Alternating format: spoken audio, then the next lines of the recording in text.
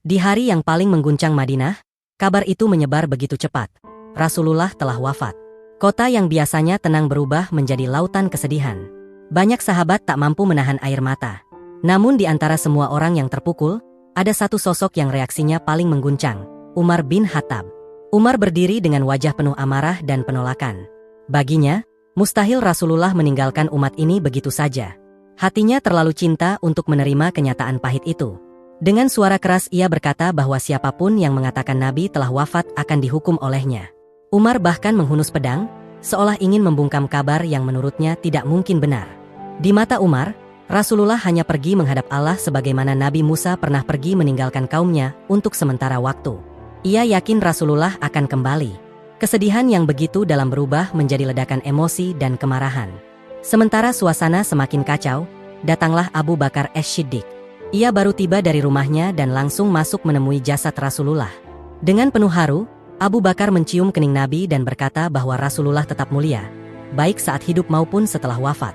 Setelah itu Abu Bakar keluar menemui orang-orang yang masih diliputi kepanikan, termasuk Umar yang masih berdiri dengan emosinya.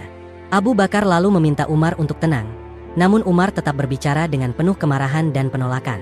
Akhirnya Abu Bakar menyampaikan sebuah ayat Al-Quran yang kemudian membuat seluruh Madinah terdiam. Muhammad itu tidak lain hanyalah seorang rasul. Sungguh telah berlalu sebelumnya beberapa rasul. Apakah jika dia wafat atau terbunuh kamu akan berbalik ke belakang? Saat ayat itu dibacakan, Umar seakan kehilangan kekuatannya. Pedang yang tadi dipegang erat terasa begitu berat. Baru saat itulah ia sadar bahwa Rasulullah benar-benar telah wafat. Umar pun jatuh terduduk sambil menangis. Kemarahan yang sebelumnya membara ternyata hanyalah bentuk dari cinta dan kehilangan yang begitu besar kepada Rasulullah. Hari itu, seluruh sahabat belajar bahwa bahkan manusia sekuat Umar bin Khattab pun bisa hancur karena cinta kepada Nabi Muhammad. Kadang, orang yang paling terlihat kuat justru adalah orang yang paling hancur saat kehilangan seseorang yang sangat ia cintai. Kemarahan Umar bin Khattab bukanlah tanda lemahnya iman, melainkan bukti betapa besar cintanya kepada Rasulullah. Dari kisah ini kita belajar bahwa manusia bisa saja menolak kenyataan saat hati belum siap menerima takdir. Namun pada akhirnya, kebenaran tetap harus diterima dengan iman dan keteguhan hati.